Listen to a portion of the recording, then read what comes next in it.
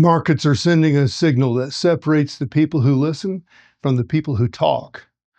Today, we're looking at what signal means for leadership in this moment. I'm Mark Roach, and this is FutureWise Energy. What you hear here comes from 3 decades of operating fields, cutting deals, and watching how policy, capital, and geology collide. Let's start with the tape. WTI is trading at $58.82 a barrel as of December 9th. That's down 2% over the past week and 14.3% lower than a year ago. Brent crude is sitting at $62.42.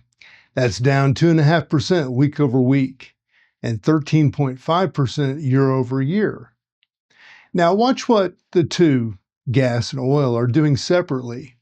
Crude is under pressure. Natural gas has just hit a 3-year high. Henry Hub is at 5.08. $5.08 per million BTU, 50% higher than a year ago, and up 52% in just 1 month.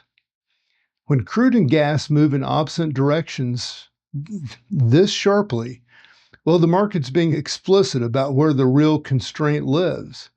The global oil picture shows oversupply concerns outweighing geopolitical risk. The EIA is projecting a potential surplus of 1.7 to 4 million barrels per day by throughout 2026. At the same time, natural gas is tight. LNG exports are expected to average 14.9 billion cubic feet per day in 2025 this year. That's up 25% from last year, 2024, and another 10% higher next year in 2026. U.S. crude production hit new records in November at 13.815 million barrels per day, and the EIA projects it will peak at nearly 13.6 million in December before flattening in 2026 as lower prices reduce drilling incentives.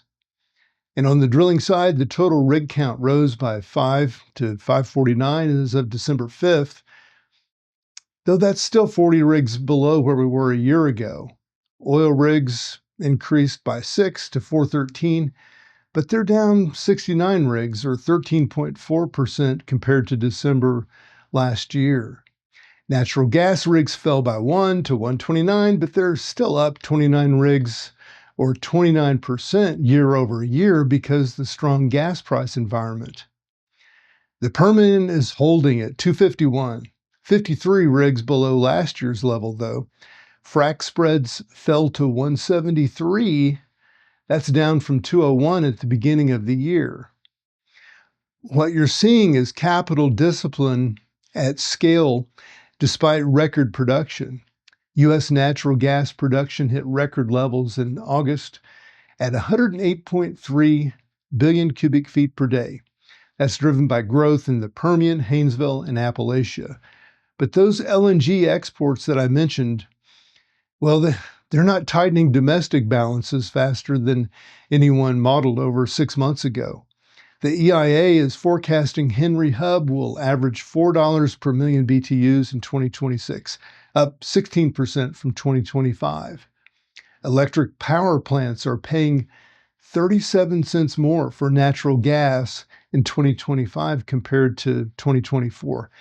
That's not a small move. That's a structural demand meeting limited supply.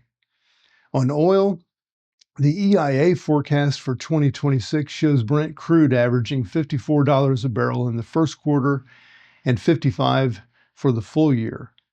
WTI is expected to average $59 per barrel in 2026. Those numbers reflect a world where oversupply persists and Chinese strategic stockpiling and Russian sanctions figure into the model. The agency raised its 2025 crude production estimate to 13.59 million barrels per day from 13.53, citing stronger than expected output. So production is still climbing, even as prices decline. That compression tells you something about where we're at in the cycle. Now on the M&A side, Antero Resources announced definitive agreement to acquire HG Energy 2's upstream assets for $2.8 billion in cash, plus assumed commodity hedges. That deal adds approximately 850 million cubic feet equivalent per day of production and 385,000 net acres in the Marcellus Shale. Antero Midstream is acquiring HG Energy's midstream assets for $1.1 billion, with estimated synergies of $950 million over the next decade. That's the shape of consolidation in this environment. That's survival, not growth. Now, let me shift what this moment means for leadership, because that's where the real value sits. I spent years as an insider, and I'll be direct, spreading rumors, working the good old boy network, using tactics for personal benefit. That was never my style. But I'd be lying if I said my timing hasn't improved, because I've risen and fallen in this business. I've deployed over $1 billion and transacted more than $10 billion of deals across diverse teams and cultures. I learned a lot. That experience matters now in ways that I didn't see coming. I'm flooded with inquiries now. Startup investments in hybrid long-term energy, even outside of upstream.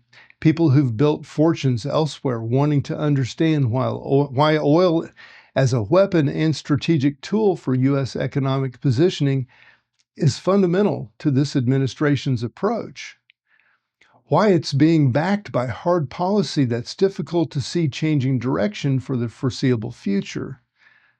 Oil is in great abundance right now, and it has a fundamental seat at the table in a way that looks more permanent than we've seen in years. It's an aging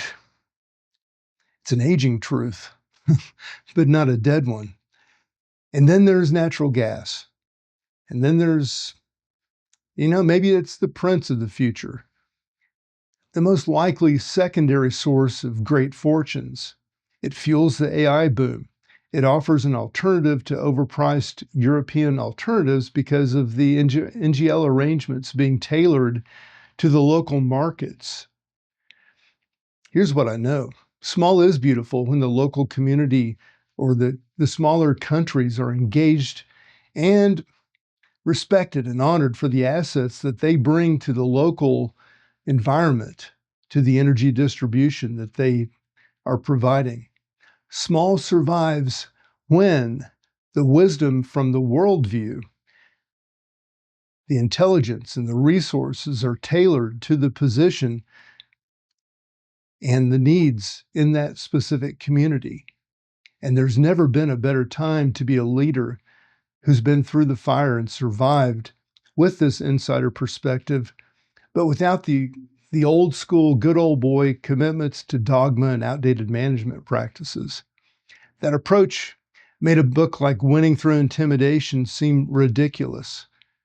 And it made the ideas in small is beautiful, economics as if people mattered, today seem finally possible, because this is an age of transparency that's exposed the old ways of dominance. Artificial intelligence combined with that transparency brings prominent intellect to all of those capable of managing multiple perspectives with dignity and courage. That's not inspiration, that's fact. The market pays for competence deployed with humility. The market, it pays for conviction built from failure and recovery. The market pays for leaders who understand that geopolitics, sanctions, regimes, local assets, and global capital flows all land on the same deal sheet. The numbers I just gave you show a market in transition. Oil isn't going away. Natural gas is tightening. Production is still climbing even as prices compress. Capital is disciplined. Consolidation is happening. But the real opportunity isn't in predicting the next quarter of oil prices. It's in understanding how policy, community engagement, competence, and local knowledge stack on top of commodity cycles. Position yourself for a world where the old playbook is obsolete, but the fundamentals remain powerful. That's what the tape is telling us right now. I'm Mark Roach, and this is FutureWise Energy.